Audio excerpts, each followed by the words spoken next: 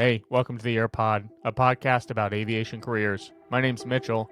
Today we're talking with Earl, and Earl has done a lot. He's worked with EAA, he's worked with the FAA, now he's even working with an electric VTOL company called Joby on the future of air mobility. We talked about some of the challenges around bringing drones into the national airspace. Anytime you're talking unmanned aircraft, what's some in government here is cruise missile. We talked about how laws get made around aviation. Our job as a regulator is to reflect the public interest. Well, how do I know what my public interest is? Well, Congress says so. Where does safety come from in aviation? Can the FAA provide safety? No. Absolutely, positively not. And anybody says that is missing it. So who does safety? What is the state of aircraft manufacturing today? Embraer, believe it or not, starts kids in junior high, and they sponsor them and start training them to work as mechanics and engineers. And what does the future of aviation look like? Think about it changing the way we live. We all lived in the city and close because you had to be within a mile or two of everything. The horse let us go out to like 3 miles, and then we have the train and metro that moved the city out a little bit more. I really do think this is part of that next movement. We covered a lot, and we still didn't even scratch the surface of everything that Earl's done. Let's get right into it. Well, first of all, I was a EAA member long before I joined the staff at EAA, and I was a chapter VP in Camarillo, California. Okay, yeah, I lived there for a little while. Yeah, I was introduced to EAA by a colleague in AMP school, actually. Like, I don't know why I hadn't known about them. I knew about Rutan. I was looking at building something, and they're like, "You haven't heard of EAA?" I was introduced to EAA, and I started to go to the Oshkosh event in 1986. Haven't missed a year since. I mean, obviously there was a COVID year, but I didn't miss it. I was in Oshkosh that week, but not everybody else. Anyways, so I knew the organization. Obviously, had been following it and everything when I joined.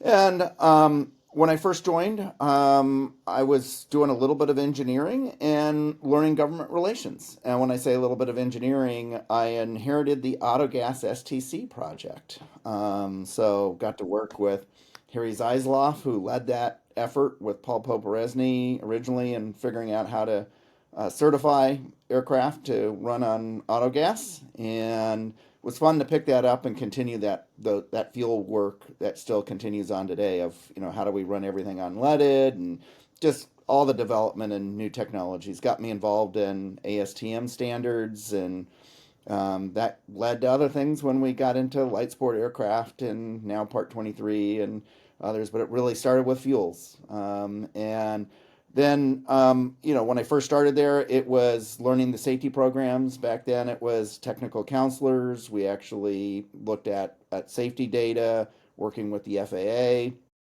And, and then I gradually worked up in responsibilities till I was the vice president for government relations. And then I also had air show operations and aircraft operations. So a lot of people don't know there's a corporate operation. Sean Elliott runs it now with at the time, I think we were hitting something like 48,000 passengers a year, and in rides Wow. at Tri-Motors, B-17, now it's the B-25, Yeah.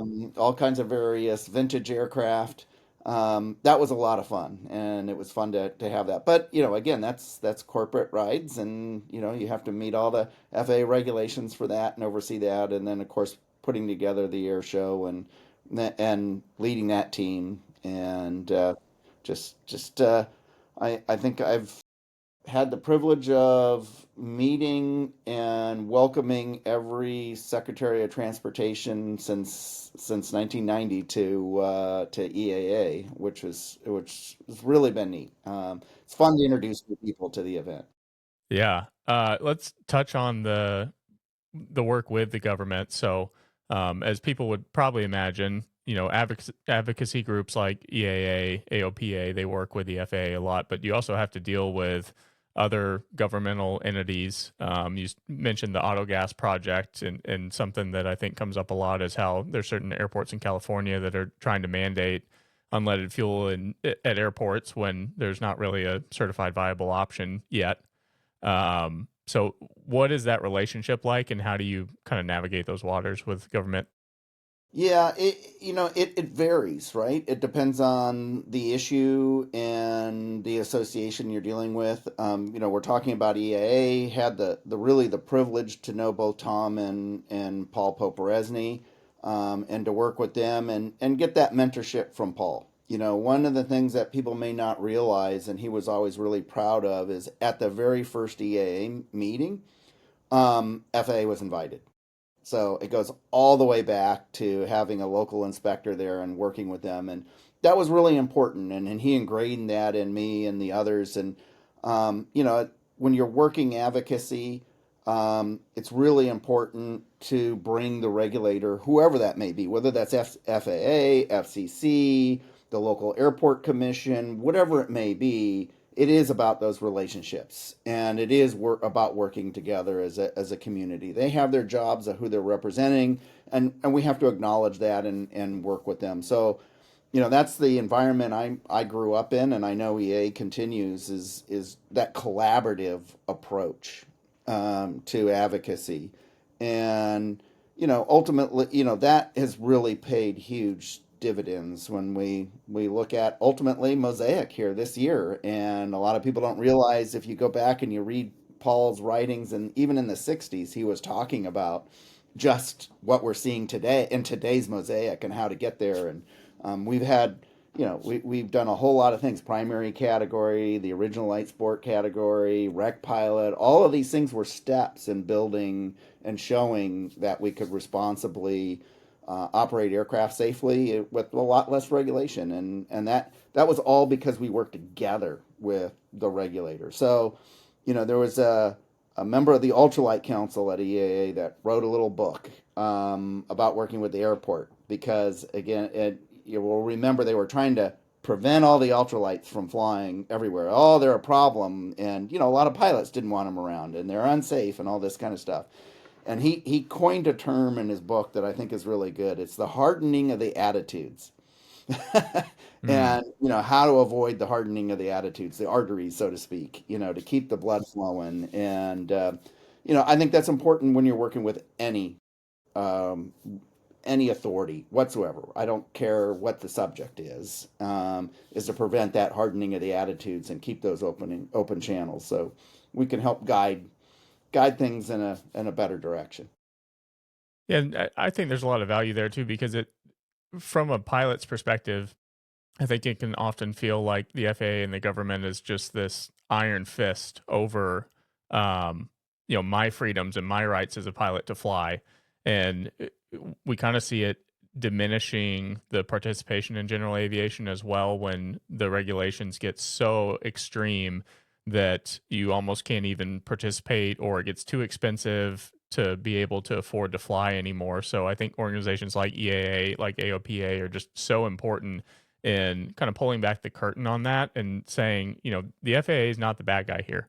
Like, yes, there's issues, but they're trying to keep people safe, and then it's the advocacy group's job to find ways to keep it affordable and to increase participation. Yeah, very much true. I mean, I don't want to make it sound like, oh, the regulators are right and they don't have issues. And as we talk, I spent a good amount of time at the FAA as one of the Mhm. FAA leaders, and I'm the first to admit that the FAA does not always do its job in an efficient or appropriate manner. Um, but anytime you have a group of people together, you have that issue. Anytime you have thousands of people, and you have a large organization, and keeping everybody aligned and behaving, in a civil way is always a challenge, and understanding what we're representing. And I think that's one of the things we both forget, both on the regulator side and as pilots and operators, and that when we're dealing with the regulators, is that their job is to represent the public interest. And I say both of us forget that sometimes. Sometimes they forget it, that what they are is representing what the public's desires are, not necessarily what they would like, but what the public interest is. And sometimes we forget that's their job as well. Post EAA, or I guess while you were still working with them, you went into a job with the FAA, and it looked like there were a couple roles there, but one that I wanted to dig into more. I come from a background in UAS operations. You worked with the UAS integration into the National Airspace System. What were the primary concerns at the government level of the increasing technology, increasing utilization of UAS in the national airspace? Everything. um, because you were mentioning earlier about, hey, there's multiple regulators out there, right? And you got to remember this is after 9/11, right? So the focus on security is really high as well.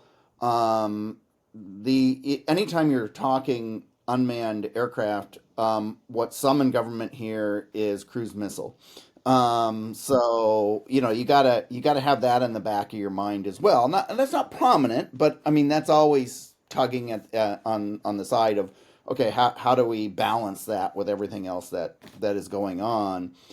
And again, anytime you're introducing new users to the national airspace system, there's a lot of angst, right? Like, how are we gonna how the new guy always gets beat up, and I think for me, being able to experience and live through the introduction of ultralights into the system and seeing the resistance from the pilot community, seeing the resistance from the regulator, everybody of like, no, these are terrible. And, all the problems and kind of seeing that transition helped me when I had the privilege of standing up the UAS integration office. Now, FAA was involved in drones prior to that, okay?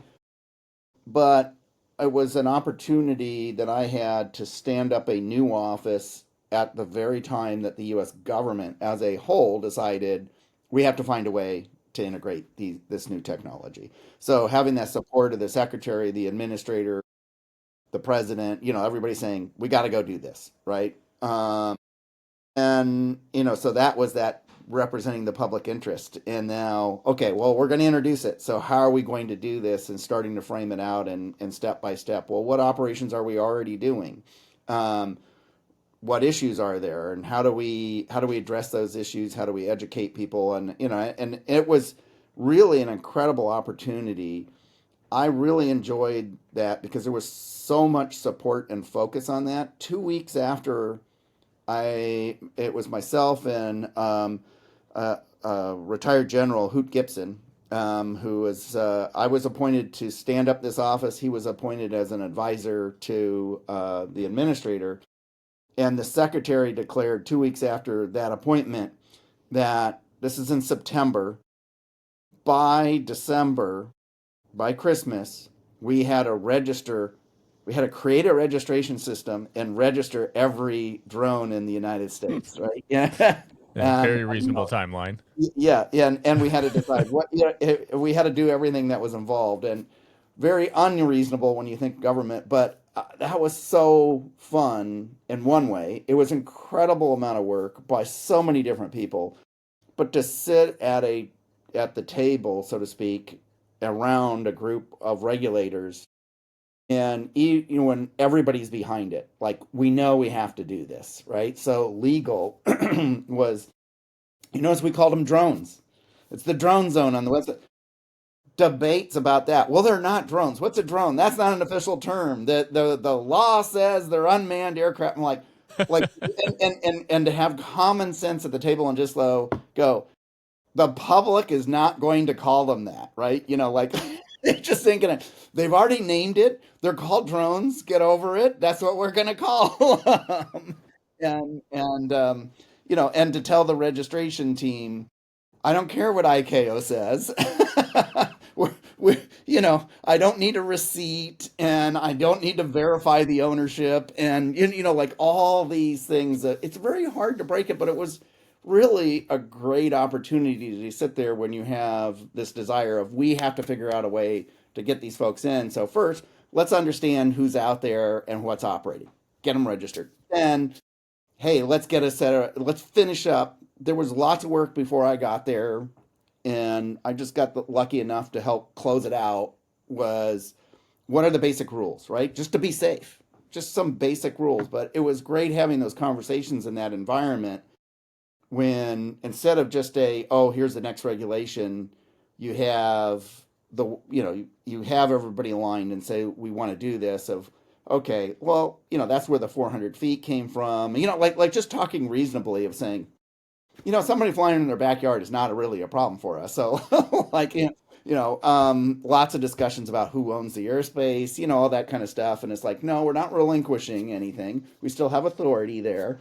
But do we really care what happens in somebody's backyard? Like as long as they're not going too high. And if you'll remember back then, we had issues with people who wanted to see how high their drone could be, and they wanted to take pictures on the approach ends of runways. And, like, okay, let's go after the bad actors. Let's make sure we have those rules so we can enforce that.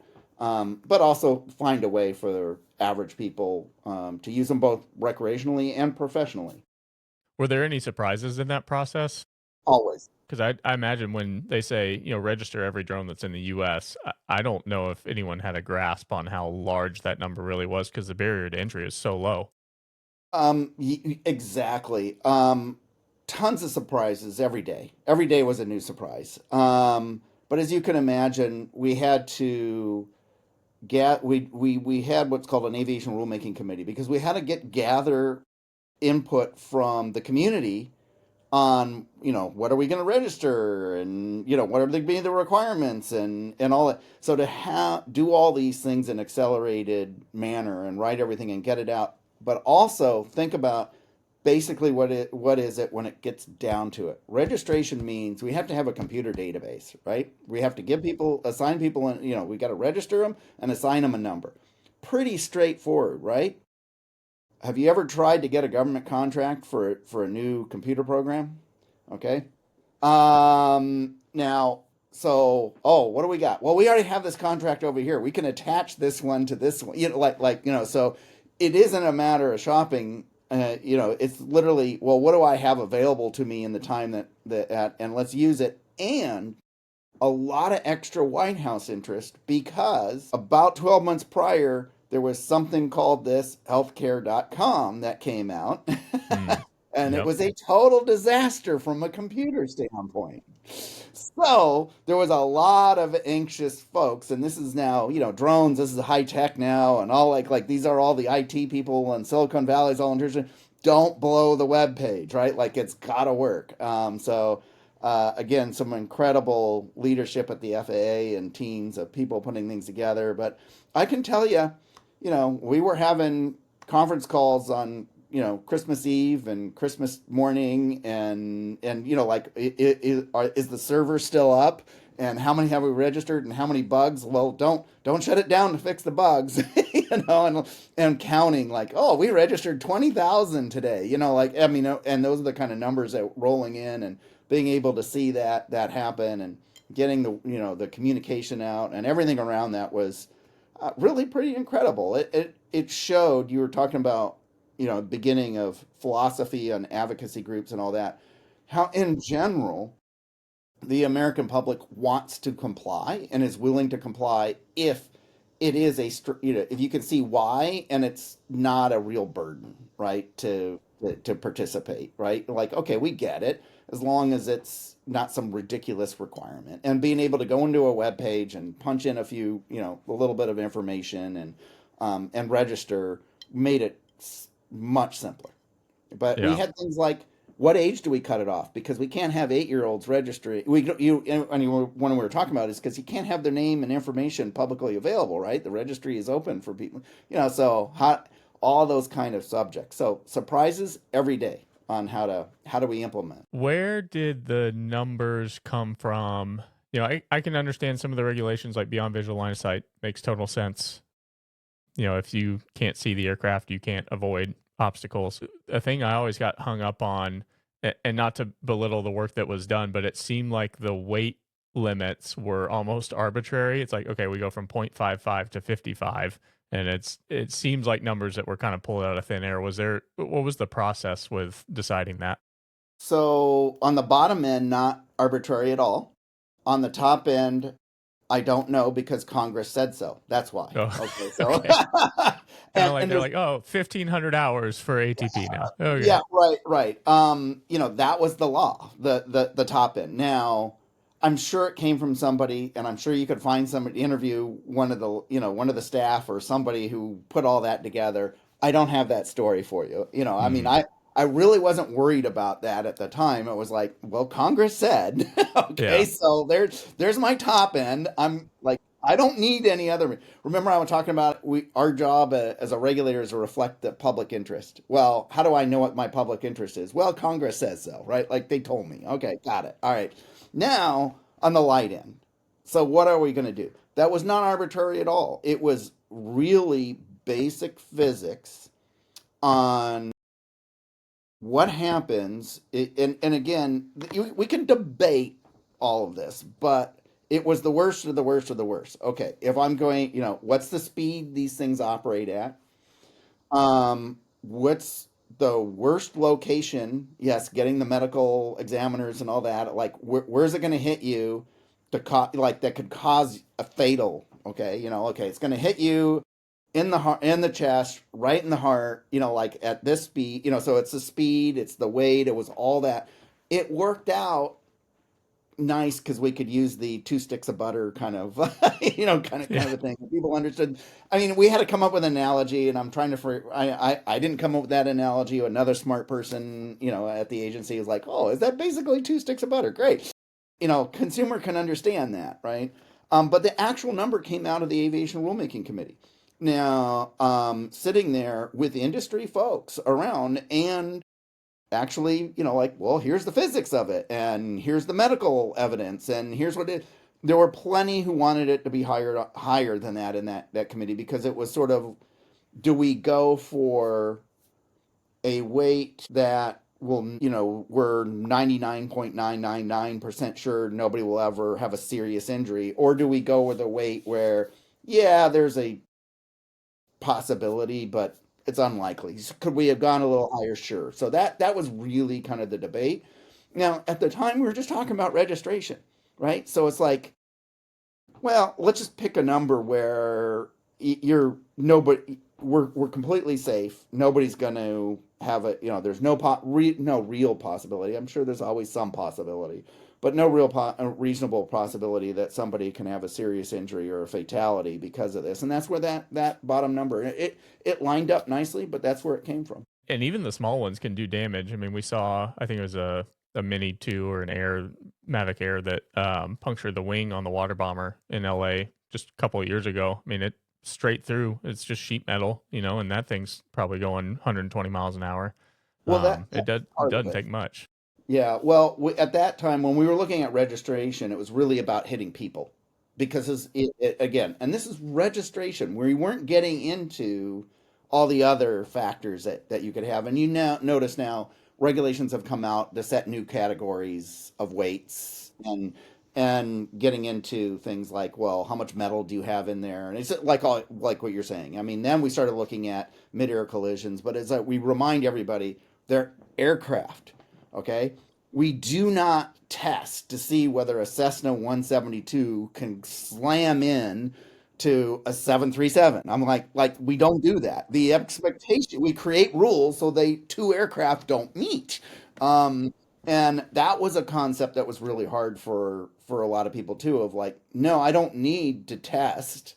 It's really bad if I run one aircraft into another. Like I don't need to run, you know, a single place airplane into the engine of, of an A380. Like guys, I know that's not good for a turbine. Like bad, okay, So it's so those are the kind of things. There shouldn't be just flying around there. What we need to do is a set of rules so that doesn't happen. Don't fly next to the airport. Don't fly at these altitudes, right? Like that.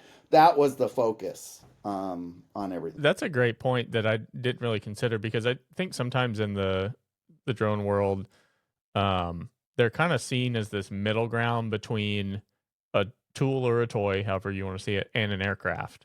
And it's trying to find, which one are we regulating?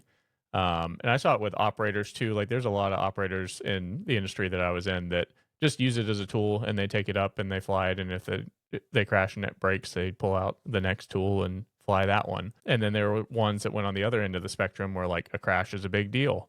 And I can see both sides. If there's an incident, yes, there's not a person in there, but it can still cause harm. You can ignite fires and have other issues.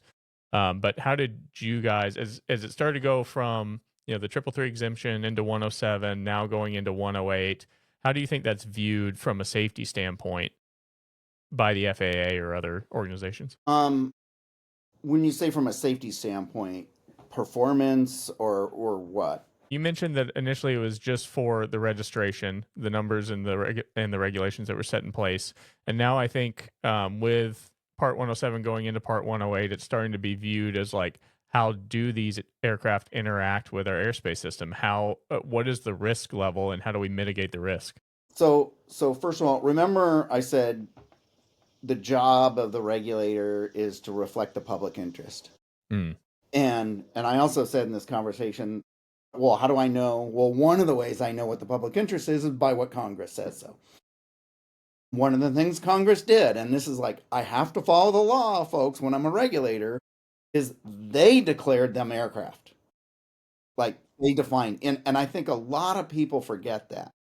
That was the controversy with the model airplane guys. Like, Mm-hmm. I didn't say that model airplanes are aircraft. In fact, if you didn't know, kites are regular. There's a whole reg just for kites at the FAA. Okay, they're very reasonable, but in that particular case, the Modeler Association went to Congress to get a specific law for them passed, and in that law, they defined themselves as aircraft. I'm like, oh, yeah, like, okay, so now I have a law that says you're an aircraft, and then I have another law that says, by the way, that created the FAA and tells the FAA I must register every aircraft and I must certificate here and I must have a certificated operator for every aircraft. Okay, now that doesn't say how. It can be send to cereal box tops into General Mills, blah blah blah. Like it doesn't say how. It just says I have to have a system for it, right? Um, so so we started with the registration 108. Then now, how do you become a pilot? Well, it was a pretty simple test, right? Like we were building that structure, but it all started with, okay, the public, Congress told us these are aircraft, go build something around it, and here's the structure. Okay, so that is the base. So when you're asking where is the safety, we envision as this industry matures, you're going to see more and more commercial operations. And the whole plan was, okay, well, yeah, we need to eventually, we're going to have to deal with large transport size aircraft that are UAS flying cargo around the world, right? Eventually, we're going to have to get there. But today, we are overwhelmed with millions of UASs that people are buying as consumer products. And even if it dies out a little bit, we still need a framework now. So let's get these done. And that's what you see. So that was 107, right? Let's get a structure. Let's get a simple, keep it pretty simple. Let's not get ridiculous. And now, what's the next category? Well, I've got I got people inspecting towers. I got insurance brokers looking at roofs and buildings and things like that. How disaster relief.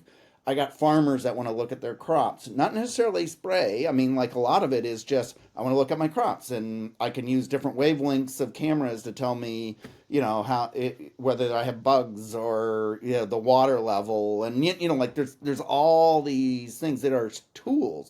Well, let's get that structure done, right? Let's get those out. So it's really about getting the large numbers done and setting that base and working your way up the pyramid. And that's what you've seen. Now, we can complain about the pace. I think the pace has been way too slow. The original plan was to get all the way up to 747's size in 5 years. It's been Right. 15. Okay, so not where we want it to be. But it is still following that progression and doing things. And part of the debate along the way, there's two philosophies as you're introducing new technologies. Um, I'm very happy to say I'm seeing the FAA continue this, and something that I've always advocated, and I think you've seen this. We started talking about EAA at the beginning, and EAA's always advocated this: is build experience first. As I say, ops first, rules second. Like, people complain about exemptions. I love exemptions. You really want me to write a rule before I see the op? Okay. Um, Nothing like actually seeing a wing package delivery system before you write the rules. Okay, I didn't say free for all. We got rules. And like, that's the other thing I want to say. We have lots of rules.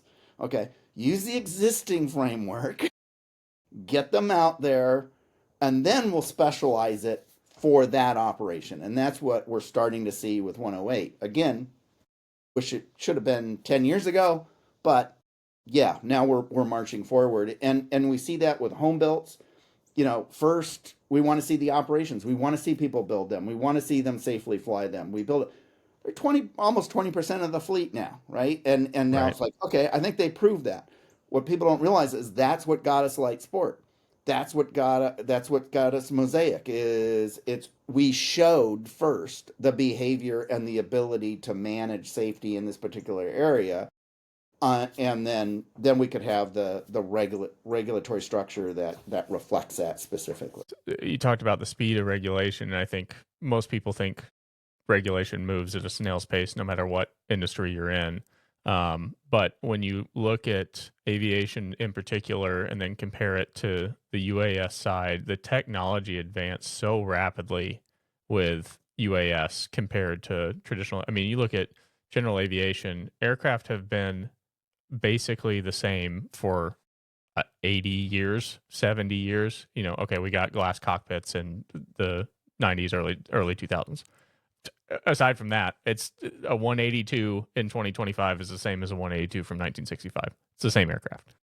But with UAS, now we went from things that were barely stable, maybe you could duct tape a GoPro to it, to, like you mentioned, the wing deliveries where they don't even technically need someone controlling it. They just tell it where to go, and it can drop a package in your front yard in 10 minutes or 5 minutes or whatever the distance allows. Um, to be able to keep up with that from a regulatory standpoint seems like an almost impossible ask because the technology just far outpaces what you can even predict. See, this is where it goes into the philosophy of the regulators working the project. You can look at it two ways. Um, I says a lot of people don't think about this. The Congress passed a law that created the FAA. And as I said, the only thing it says in there is, okay, FAA, thou shalt hold transport to the highest level of safety, and you must license every aircraft and operator. Like basically that's it. Okay, I mean it's obviously more complicated than that, but that's the minimum.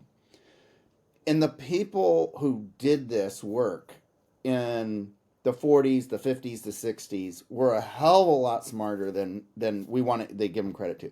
And they wrote beautiful rules that were very flexible, that were not specific, that Mm-hmm. allowed us to come out with jet engines and all this kind of stuff. And all we've done is screw it up since then. And I'll say, well, why? We did it for the best intentions. Do you realize that it didn't used to be see and avoid? It actually used to say sensors in the regs. Mm. Those guys back then were thinking of this stuff. So when I say about two philosophies, there are those of us who say, and this is what EA taught me and Paul taught me, look at the current rules and see how you can fit in it. Okay? If a drone is an aircraft, then it's an aircraft. Then I can get a pilot certificate. Then I can do and then as another leader at FAA, Peggy Gilligan, she ended out her career as the head of aviation safety. Incredible lady. Learned so much from her. And I still remember her at her conference table reminding a fellow regulator that following Part 11, that's where exemptions come from, folks, is following the rules. Okay. Yeah. It's an equivalent level of safety. If it's not safe, you don't approve it. Okay. And there's nothing wrong with taking that basic structure, using Part 11, and presenting something that, hey, this doesn't really fit here, and here's how I'm going to, and here's how presenting a way to operate safely, right? That's an important concept. And I think both industry and some in the FAA have lost sight of that. And I'm blaming industry too. How many times have I heard that the regulator must give me a piece of paper that says specifically that I can do this? Or you can say, no, I don't want a piece of paper from you. Your regs I can already do that. I can do this because there's nothing in the regulations that say I can't. And that's actually U.S. law, by the way. A lot of people, if they don't say, if there's not a regulation that says you can't, you can. Yeah. It's not a loophole. It's by design. It's not. There you go. It's not a loophole, and that's what and this is the bad thing. I think it's really a bad thing when we start thinking of it as a loophole. No, the rules were written. Now, that's not to say that when the rules were written, they knew everything was going to happen, but that's what the rulemaking process is, and yeah, it takes a while, but then you see ops for that thing that we didn't think about it. We understand it. They're still operating within the regulation. So you take an operation like package delivery with a drone, it's still a Part 135 operation. It has to have a certificate. The FSDO oversees it. It has to have ops manuals, maintenance manuals, procedures, training. That's not unregulated. And it fits before we even get a 108, right? So, like this idea of it's nothing or something, or like, no, no, no. We have regs. Let's use them. Let's facilitate these operations. And I think if we have failed anywhere, it's in that rapid allowance of these new operations. And that, I mean, it's something to be looked at, and I certainly advocate for more streamlined use of experimental operations. And we're starting to see a little bit of that philosophy integrated into the rules with MOSAIC. So after UAS integration, you went into aircraft certification, correct? Yes. That is, I'm sure, a whole can of worms. And there's a lot of pieces there that I want to touch on too. But let's start with MOSAIC since you mentioned it. What is so important about MOSAIC, and why is it such a big deal? One of the things that's not being talked about is it is a recognition that we society can achieve safe operations which with much less regulation. And so when I say it's a formal, it's published in a rule that says we recognize that. So what do I mean? So it wasn't that long ago where if you brought a home built to a maintenance shop, they wouldn't work on it. I'm going to get sued. I am not going to touch that thing. I don't know who worked on it. I don't have any, like, go away, right? Like, just think of how far we've come, even, from on that road to saying, okay. And what this is saying is you don't need a production certificate to produce an aircraft. You don't need a type certificate to produce an aircraft.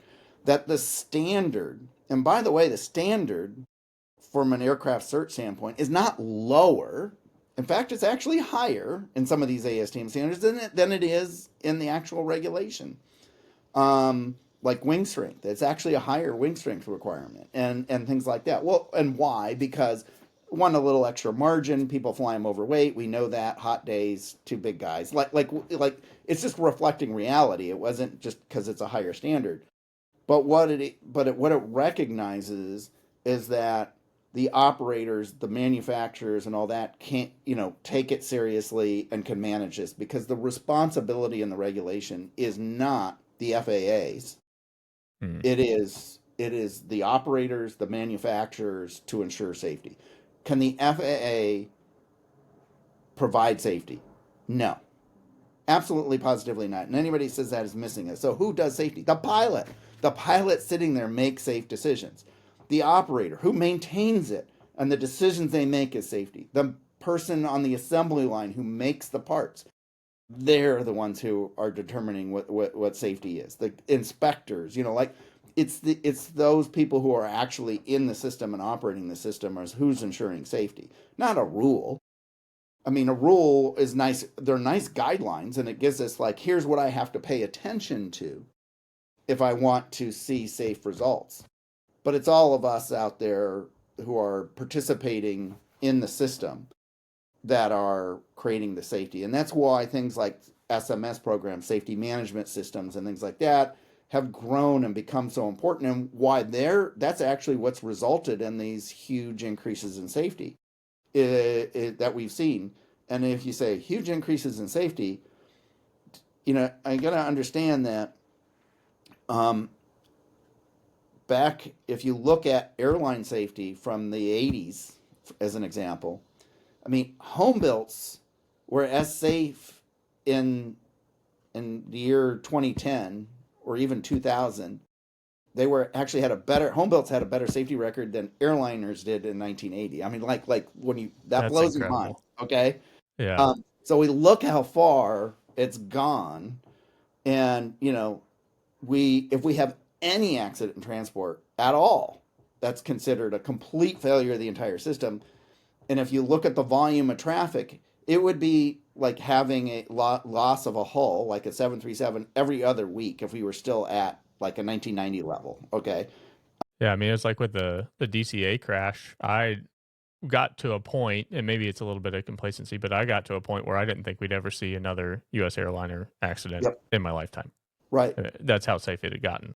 Yes. And so all of us have done that. And so we got to acknowledge the home builders, the original light sport aircraft manufacturers, and the operators, and yes, sport pilot instructors who have lower ratings, so supposedly, than a private pilot instructor. I don't believe that, but I mean, like, these are the kind of things that they're simpler regulatory. They have achieved a level of safety that is equivalent to Part 23, and we got it. Like, this is the first time we've acknowledged that in MOSAIC and gone back to that level. Another thing MOSAIC does that people aren't talking about is it updated the all the experimental old categories and the restricted categories, and brought back some of the things that we had years ago that we did away with. It used to be that a military aircraft could get put back into the civil, or get put into the civil market certified, not as an experiment, but certified. And that's returning with this rule, the ability to, I'm not saying it's a guarantee, but again, in the restricted, for firefighting, for surveillance, like, it's for certain purposes. It's not a like what it used to be in the 50s and 60s. You could get people took B-17s and made them into basically business aircraft, right? And Right. things like that. It's not doing that, but it is reopening, acknowledging that there were some things that were good in the past. As I says, that those guys that wrote all those regs and set the system up back then, they may have known something about what they were doing. I want to dig into the benefits of it too, because I think, and what I've read about Mosaic too, is the belief is it's going to bring down cost of entry, barrier to entry to general aviation, which I think is much needed. You look at the most common available aircraft out there, the most sold certified general aviation aircraft, Cirrus SR-20, SR-22s, are $1 million plus now. If you're getting into an SR-22, SR-22 turbo, 182s, which have been the workhorse of single engine general aviation for decades, they're $600,000, $700,000, $800,000. 172s are approaching $500,000, and it's just not an affordable hobby for people anymore. So how does Mosaic help bring down that barrier to entry and get more people back into aviation? So we all know time is money, right? We don't always think of it that way, but time to introduce something. So, as I was saying, it's not the regulatory requirement. It's not that my wing can't fall off. That's really the requirement, by the way. Not how many G's or whatever. It's that the wing can't fall off, right? Like that, like no wing fall off, right? I can either do that by flipping up the aircraft over and putting a bunch of sandbags on it, and and taking it to ultimate strength. Hey, see, it meets that requirement. Or I can come up with this multi-year process in certification, which is what we do. We put it in something called a wiffle tree, and we bend it back and forth, and we come up with life limits, and we validate models and all this. Well, you can just put sandbags on the wing and find out where it breaks. Okay, like we can do this simple, and that's always been allowed, but not like it's again. This is in the but that's not the way we do it, right? Like we keep. Here's the is a term that I like to bring up is precision is not safety. And we keep adding precision to our processes. So moving the decimal points over does not necessarily give me, it's a good quality measurement. You need precision, but to what extent? Okay. So two things, time and precision that, that a regulator may be requiring gets avoided. Okay. And so if I can produce my new product much quicker, I don't have to have staff being paid doing nothing, basically. Well, I mean, they're doing stuff, but doing not that's getting the product out there, not making deliveries, which can lower the price. Now, I'm not one who thinks everything's going to completely change because of MOSAIC and you're going to get a cheap aircraft. Well, it's not going to happen. There's still going to be expensive aircraft, but are we going to get a $400,000 four-place aircraft instead of $1 million four-place aircraft? Yeah, that's a significant change, right? Like that's a significant reduction, but it's still not like everybody can fly it. But what'll happen is, well, that gets used in a couple of years, and then they sell instead of buying, I fly a 60-year-old airplane, 61-year-old airplane. No, we don't have to have the average age of the fleet to be 50 some years of age. We can new is safe, and I think that's another thing that we can do, and we'll see the reduction. When LSA 1 came out, I'm calling it 1 and 2 now, but 1, and after the first year, 110 new aircraft got introduced. Wow. Okay, and what I'm saying 110, that was on the FAA website that we had listed and we had signed off on those. Now, some of them are powered parachutes and trikes, and like not all of those are airplane models, but 110. I expect to see something like that. And what'll happen is we'll see a big push. We'll see a whole bunch come out. We'll see the marketplace shrink again into a hole. And when that happens, we'll get the next reduction. Where's the next reduction to come from? Volume. Piper Cherokees and Cessna 172s were very affordable in the 70s. Well, why? Well, when you make 10,000 of them a year, okay, and surprise, surprise, you can order half your parts out of the automotive catalog. Okay, there's nothing wrong. There's no regulatory prohibition on that. But we stopped doing that because of liability and requirements. And I can't order the door handle from them. Well, why not? Right? I mean, we're not talking the engine, right? We're talking simple equipment, gauges, all that stuff. And we'll see that return to that because the new system will allow that. And I think we'll see a set of stages where we'll get more affordable, more accessible aircraft. If nothing else, we have to replace the fleet that's out there. Trying to replace it with just home builds. Love home builds, that's great. But individual people building in their garages and their hangars and all that isn't going to replace that whole fleet out there of the aircraft that we love to operate. We're going to need factory production, and right. I think we'll see as the volume goes up. That'll make it easier for the engine manufacturers, the electronics, everything. Again, volume makes a huge difference in bringing those prices down. Okay, so you mentioned that it's using the parts like the automotive parts catalog to build aircraft, that there's nothing that says you can't do that, but it is standard practice. How did that become so? I mean, you look at just what I would call stagnated innovation in general aviation, at least for the last probably 20 years. I think Cirrus was the last big leap. I know Cessna kind of bought Columbia, and they tried, what was it, the TTX, and tried to get kind of into that same category. But since then, we seem to just get the same or a new take on the same airframe year after year. And the big manufacturers don't really seem to want to add new products to the line, or they find it too expensive, or what's the limitation there? The return on investment hasn't been there, and I think that's what changes with MOSAIC. And when you're a big company like that, I can make one business jet and make as much money on that one business jet as I'm going to make on producing 1,000 2 or 4 place aircraft. I mean, it's like it's just the profit just isn't there, right? So how do you explain that to your stockholders, your investors, etc.? And that's a reality. Well, you and we can make the argument, well, I need to introduce people, right? And that's true. We got to have trainers, we got to introduce people to the marketplace and all that kind of stuff. So I need to build on that area.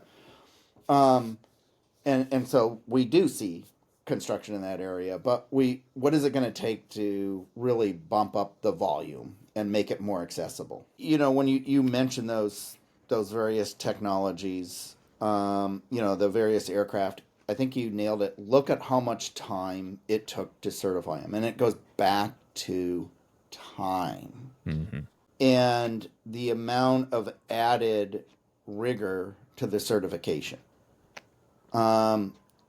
Back when you look at when we had these mass production of aircraft, and without even getting into the whole liability thing, and we needed liability reform, but we got that, right? That was a big deal, and that was a major factor, and that was part of it. But but also the way companies could produce. Cessna would put out a new model every year, like car models. Okay, try that now.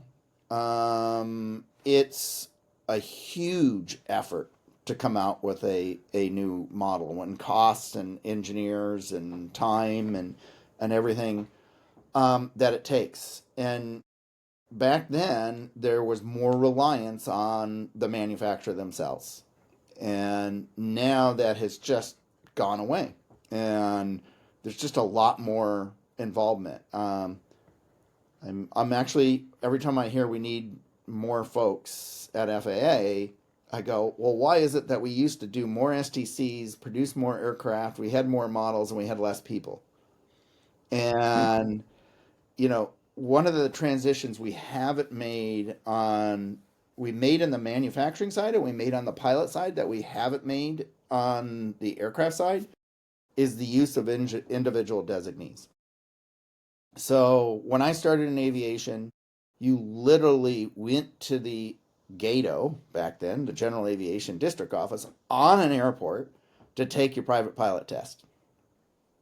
You went into the office and took a test. Yeah. When, like the written test, and it was mailed in and you got the results back later, right? And then when you wanted to go take your check ride, you taxied over there and you came in with all your books, and literally you had the maintenance and everything, and they would go through it, and you dealt with the inspector, and you didn't. Nobody goes to inspector for any of that things. You call up a designee. I know we don't have enough of them, but like the whole system transition. Instead of having an FAA inspector do all the checks, the airlines, they have check airmen. Their check airmen are not FAA employees. They're designees. They're fellow captains checking each other and things like that. We actually used to do more of that in aircraft manufacturing, and we got away from that. And I think we really need to move back to that. And part of it was, we were going to go to designating organizations as opposed to individuals. And I think that was because of the larger volume at the big companies like Boeing and Douglas and that. But at the smaller ones, I make it akin to, we're the only engineering group. If you build a bridge, you actually have an engineer sign off the stress analysis. And how do they sign it off? Well, they're a professional engineer. How did they become a professional engineer? Well, the state signed off on them. Well, that's how I look at designated engineers in the FAA. We have this network of people that have 40, 50 years experience. The low level guys have 30 years experience. And then we have somebody who's graduated from engineering school, spent 5 years at the FAA overseeing those people and not allowing them to sign off on. You're like, we're not using our resources. Why are you even looking at that stuff? I think they can sign off that, and the worry from a public standpoint is, who do I hold accountable? Well, with an individual designee, I know, you know, like I can go back to Earl. You signed that, okay? You put your certificate on the line. You said that was okay. Back it up, right? Like, and it's multiple people who sign different things, but I think we really need to get back to that, to enable to not be in the way of compliance and of safety, and let all those great folks at the FAA concentrate on doing data analytics and looking at, well, where are the problems? There's two things for aircraft. The core of it is it's in compliance with the regulations, and there's no known unsafe conditions. You can't know what you don't know, right? Hmm. I mean, like, let's get real. Um, and compliance can be done by designees. And in fact, that's the way the regs were written, and it went to the Supreme Court in the 80s. It was the U.S. versus Varig. It was a Supreme Court decision, and they clearly stated FAA does not find compliance. The signature is the manufacturer of the aircraft. That's who found compliance. FAA checks things. Okay. Um, and they can decide what they check, and they have the ability to, determine how involved they want to be. And that is the Supreme Court decision we all follow, but we're not embracing that as much as I think we could. Do you think there's a potential conflict there? You look at, and I'm not one to fearmonger Boeing, but you look at the 737 MAX Mm-hmm. incidents, and basically it sounded like the FAA allowed Boeing to sign off their own aircraft because it's a newer variation of an aircraft that's been around forever. And even with the individual designee, if they could have the risk of losing their certification, yes. But if they're employed by Boeing and Boeing says, sign off on this or you don't work here anymore, is the risk equal to them at that point? So I will say, this is why it's so important to introduce the safety continuum concept, which we haven't talked about, and that's what MOSAIC is doing. Is the safety continuum is not about it is about looking at, okay, Congress said I have to have the highest level of safety for transport. Well, why? It's a reflection of the public interest. If you're a passenger on a transport, you're flying you're getting on that aircraft, you're flying to Europe. Okay, what do you know about the maintenance on that aircraft? What do you know about the training of that pilot? How do you know how it was manufactured? Zip. Okay. What I use, complete opposite end of the spectrum. You decide that you want to jump out of a perfectly good airplane. Okay? I want to go skydiving. By the way, the safety record's not all that great, not when you look at transport and things like that. But how does the FAA look at that? How does the public look at that? Well, you understand that's a pretty risky thing. Okay. It's your individual choice. It's not about a whole aircraft, going down and losing a bunch of people that didn't know anything about what was going on. Like, you go down the list and you say, okay, I'm going to give more personal decision and liberty. This is the United States. You have the liberty of doing that, and you have more knowledge, or that to make that decision. And when you go to home builds, that's another thing. Well, you built the airplane, you maintain the airplane, and you're the pilot. Like, do you know something about what's going on here? You are making choices. They may be bad decisions, Mm. but this is the United States, and you get to make those decisions. What the FAA's got to protect is you from killing or hurting somebody else. Okay, and that's where we get it. So when you bring that up, well, what about Boeing? Well, Boeing's at that top. Okay, they get the most attention, they get the most involvement. So should we be using our resources running a developer of electronic ignition to replace a 1920 tractor magneto in an airplane, and having a team pick that thing apart and make that take 5 years? Or should we put those people on looking at what Boeing's doing and Right. how are things working there, and what's going on? But looking at what? I think even when you're talking at that level, is compliance the big issue, or are we looking for the unsafe conditions? Ultimately, I think you'll look at a lot of these things. It isn't so much compliance to the regs that was the problem. It's just decisions that were made to save money, streamline things that that drive a safety issue, and who is looking at that. Um, we need people in the factory, even in light sport. I think FAA employees need to show up in the facility, meet those people, look at what they're doing, talk to them. But I don't think they need to sit there and sign compliance to every paragraph in there. They can show up once a year and say, "Hey, show me your book. What have you Yeah. produced this year? Hey, like I want to fly an airplane." And like that's what we do. The test pilots go out and they do production checks and things like that. Great. We need more people involvement. They need to know those products. They need to be looking for those safety issues. And why the heck aren't we're seeing some of it, but we really need to expand the use of data analytics. We talk about it, but getting those contracts and getting that money broken away for that IT to suck in all that data and look at, well, where's my next trend coming from? What's happening? Um, our investment isn't high enough there. But again, it's because we're trying to hang on to these other activities where it's time to let go, on that stuff, and move over to the other things, and to pay attention to the higher end of the spectrum here, right? Yeah. Um, MOSAIC is, we think, is going to advance and speed up production in general aviation. When you talk about airliners, there seems to be a huge backlog in aircraft deliveries. There seems to be a huge delay in aircraft development. Talk about the new Maxes that are still not certified, which potentially stem from the other issues they had. Talk about the 777-9, which I think is like 10 years delayed. The last new certified aircraft that Boeing like clean sheet design was a 787, which was 12 years ago plus. Um, and then there's backlog. Even at Airbus, they have huge backlogs.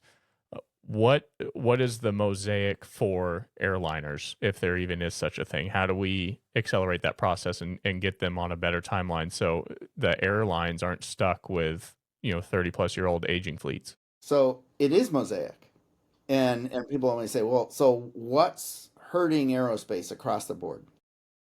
Well, we don't have mechanics. We don't have engineers. We don't have when I say we have a shortage. We don't have, and there's a desperate need for aerospace workers and more workers. Also, look at where a lot of the delays have come from. Well, we didn't have aluminum. It all came from China. Okay, like we've lost a lot of the basic infrastructure of who's making electronics, who's making brakes, who's making just all that base. And what Mosaic does is start to rebuild that base and have enough people. Even if you're flying recreationally, you are supporting the system.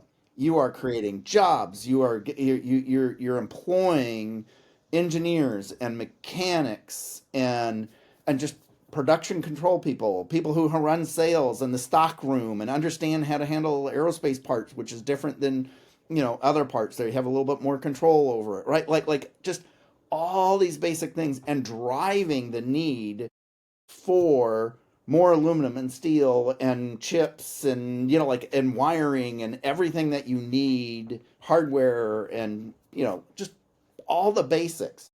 And that's what Mosaic is helping to do, because it's rebuilding that base and introducing more and more people to aviation. That's also part of the hope with drones, right? Like it's introducing people. An aircraft today, all of them have a computer on board.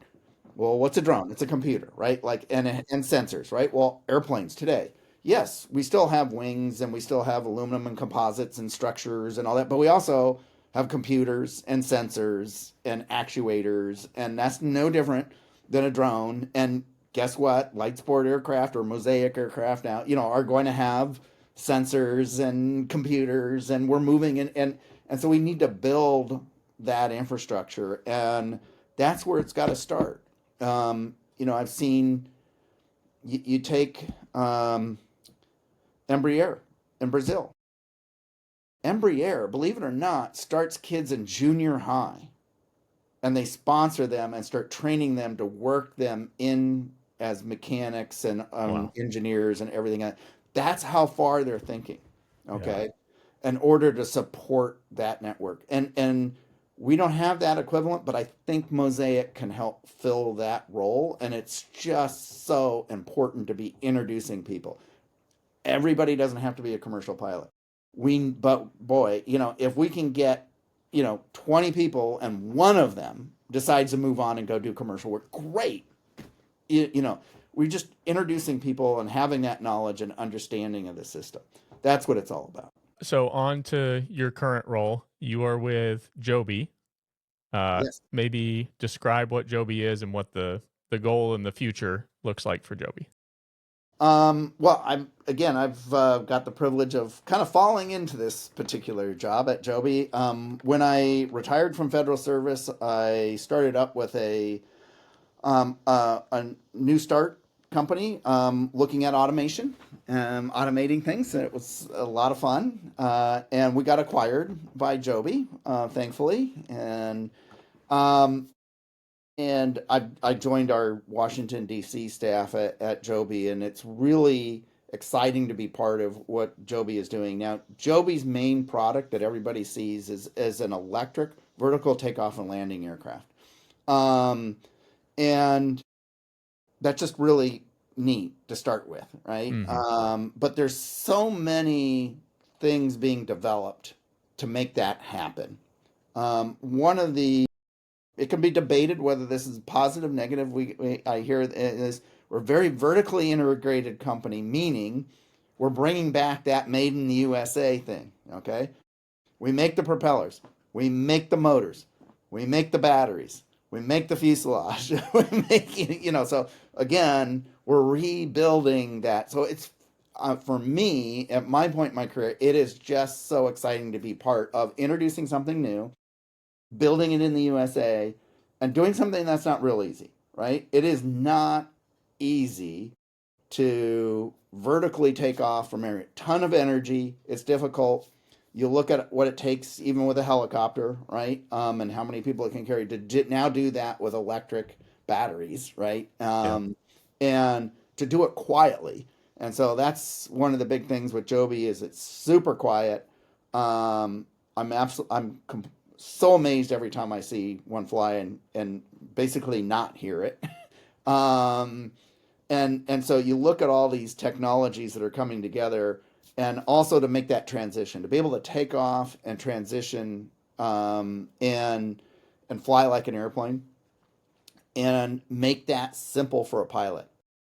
The control system on this is really an extension of the development since the Harrier and all the work that the U.S. Air Force did with the Royal Air Force and the UK, and develop, like, hey, how many hands, 3 hands, pilots don't have 3 hands. How do I manage this thing?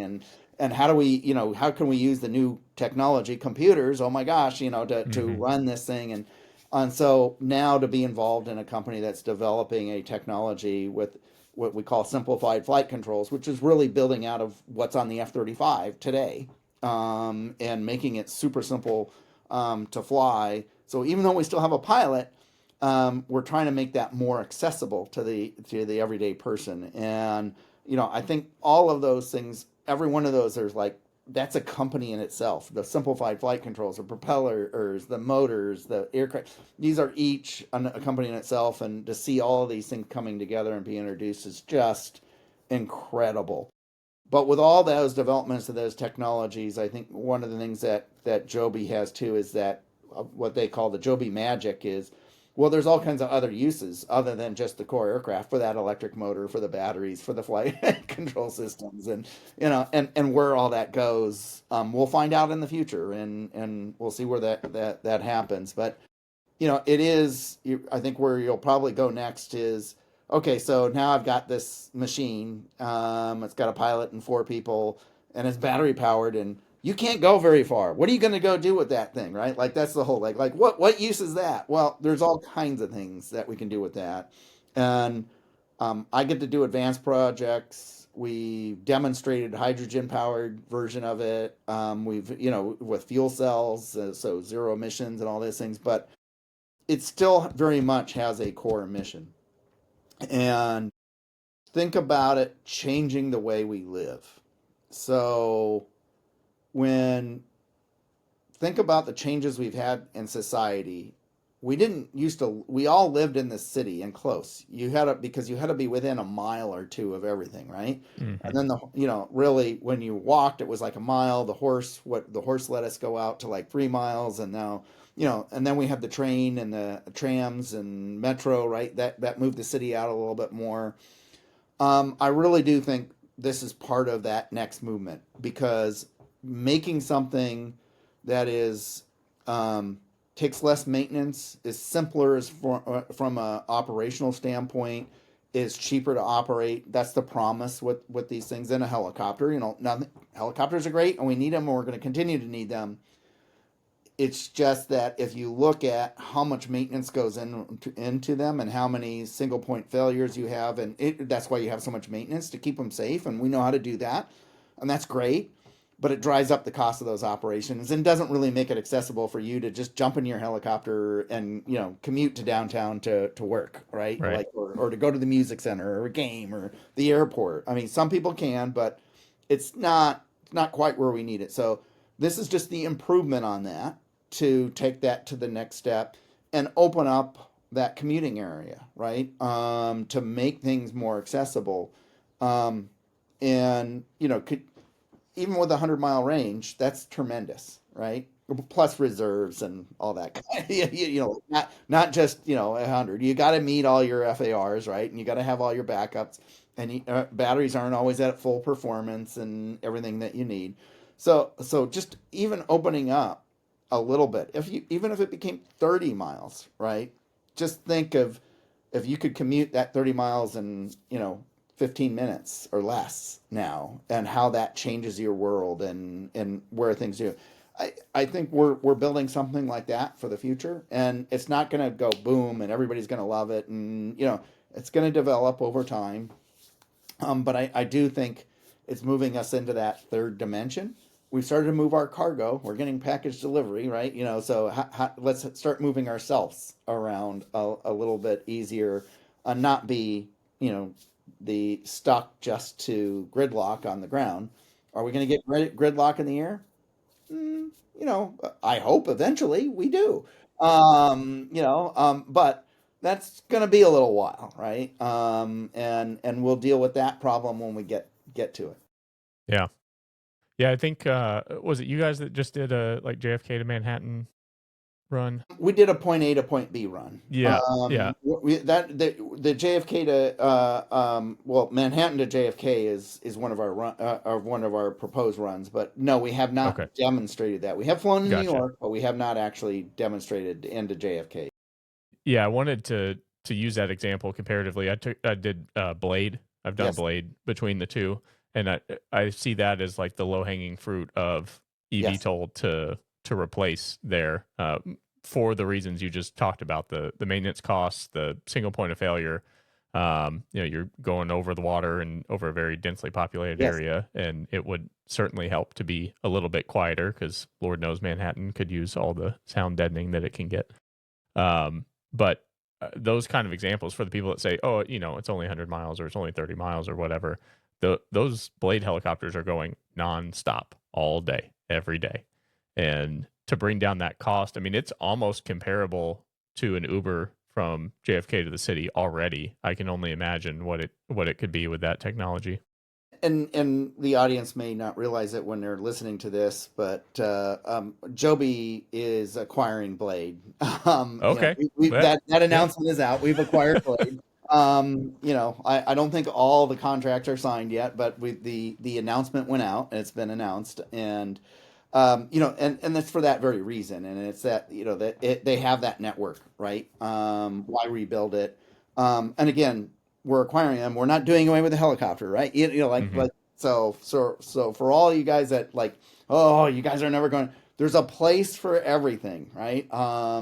And the quiet deal, I don't think people understand how important that is. There's some. We did a demonstration in New York, and one of the unique things when we did that, there's a group in New York called Stop the Chop. Um, the noise is one of the big drivers of Hmm. their advocacy. They're an advocacy group. They're in New York. We were talking advocacy earlier, and noise is one of their big things. And they were there, and they actually said, Mayor, this is what we need, right? Like it wasn't shut them down. It was like, this is what we need. And when that was happening, what was really interesting when we were flying, the reporters there were asking the speakers to stop talking because their microphones could not pick up the aircraft over the presenters at the event. Okay. That's the kind of difference we're talking about. And I'm not saying if you're standing next to it when it takes off, yes, it's louder. Okay, not louder than a helicopter, but it's noisier than, But you can literally have a conversation and still be right there and not yell at the person next to you. And it is just such a difference. Um, because it all comes back to public acceptance, right? Hmm. And that's another thing we've had through here, like what drives regulation and whatever. It's all about reflecting what the public desires. And I think the public will desire more of this once they experience it. And then, volume will go up, it'll become more affordable, and, and we'll see more and more of it because it's kind of nice if you can afford it, right? But cars weren't affordable to everybody either when they were first came out, and you look at the price of a horse these days. I'm not joking. I mean, like, horse enthusiasts will let you know. I mean, it's not cheap to own a horse. Well, think about if like a car eventually became a real benefit, then that became recreational, and which is great. But I think we'll get there. I think we'll get Yeah. there in aviation. That's been the dream, and all along, right? Like this isn't new to aviation. This has been something we've been trying to reach since we started flying, right? Yeah. Yeah. So I've seen several eVTOL startups, some with products, some without, but it seems like most electric aircraft startups or companies, there's a few that are converting current airframes to electric, but of all the new ones I've seen, almost all of them are focused on vertical takeoff and landing. Is there an inherent reason or benefit to focus on that versus a conventional takeoff and landing electric aircraft? I think they're looking at where they think the market is, and also innovators just like cool stuff, right? Yeah. And it's not as cool to say I'm making the UPS, electric, regional delivery truck, but they're out there, right? You've got, yes, I work at Joby, but we've got good good companies that work alongside of us, like Beta, and Hmm. Beta has got a great electric aircraft that's an airplane. It's not vertical lift right now. I mean, they have a vertical version, but they're certifying their basic version, and I believe they have a partnership with UPS. And this is the kind of stuff that they're out there. They're getting delivered, and that will make a big impact. And is an interesting marketplace. So, where you say, I think we see in the news and on these and chat and everything, the more sensational things, right? Sure. attention grabbing. Yeah, it's a lot more entertaining to talk about the vertical lift stuff and oh, that design will never make it and they're crazy and like that's a lot better than yeah, you got an airplane goes a couple hundred miles. Yeah, that's nice. I mean, Yeah. it just isn't. Like it. That's not as sexy, right? Yeah. I watched the beta demo at Oshkosh this year. One, I was impressed by how maneuverable that thing was. They were really getting after it in their performance. But something that I thought about with that is effectively a full fueled electric aircraft weighs the same as an empty one. So you don't really have to worry about your fuel load. Right. Is that something that's been taken into consideration with the vertical takeoff and landing too? Because pretty much once you set a useful load, that's it. I mean, it doesn't matter how full it is. You can be completely full all the time. Absolutely. Well, you're not always full all the time, but but yes, that is something intellectually people are going to have to change their thinking about. Also, what empty means, and that's a big debate, right? Like, how do I know how far I can go? And because one of the things that we've been pointing out to the regulators and the listeners should think about is when you have a liquid fuel, when you're out. Okay, it goes from running, I mean, to nothing. Okay, you may have a few seconds in there burping and a little bit of heart. Well, electricity with batteries, it isn't on or off. The batteries start to run down. We all have experienced that. So you're getting more of a warning, number one. It isn't just you fall off the cliff, so to speak. Um, you have a reduction of max power, right? And availability. And that makes it a little tougher, like what does the fuel gauge say and how to deal with that? Because what takes probably the most energy is to do a vertical landing, right? And how to manage that. So you don't want to be sitting there getting close. And how do you know that? And we have mechanisms, and we're working with the FAA, and that'll all be certified, and we're working our way through. But that concept of you don't just go from running to not running. That there's a that there's a leveling off, so to speak, or reduction, and how to manage that. That's the new thing to learn how to deal with when you're dealing with electrons in a battery. What do you think of all your career roles have been the most fulfilling? I'm gonna say it goes back to people, okay, and I've done a lot of great things. It was, if I go to all the different things is when I got to work at Rockwell and space hardware, that's just so cool. Like I work shuttle and I work space station and I got to work space hardware and EAA, just the people that it attracts, right? Like everybody from aviation, and everybody's just a pilot, right? When you say Mm-hmm. just a pilot, but it's just like don't make any difference if you're flying a 152 or like the shuttle, right? Like everybody's there, everybody talks, and you learn so much from everybody. Um, and then the dedication that I see to safety and to service at the FAA, and the innovation that I see at companies like X-Wing and Joby, and that I'm now working with. But it becomes personal, right? So if I had to pick the one thing, it was when I first joined the FAA. I went to what was called the Small Airplane Directorate, and we did the Part 23 rewrite. We took it from, I actually was part of the industry group that made the suggestion. I was actually a signatory to the report that said FAA go change this, to getting the assignment to change it. My deputy at the time was a gentleman named John Colamy. Um, Tremendous experience at the FAA, but it's personal. The two of us clicked so well. I mean, the folks that I didn't know, he knew the stuff that he didn't know. I knew. We read each other's mind. We kept everything going. It was the best time of my career and we were, what felt so good is we were advancing aviation safety on a daily basis. We helped get Dynon into the cockpit. We helped completely rewrite 23. We helped get angle of attack indicators out. We stuff was just happening, and the team that we had. But like I said, so it's about the people and who you're directly working with, and that was an incredible time, and I thank John for that, and I know he's still around. He's been retired for many years now. He's won many safety awards, and well deserved. And it was just a lot of fun, and working internationally with that too. It is we were changing the world, and that's always a fun place to be.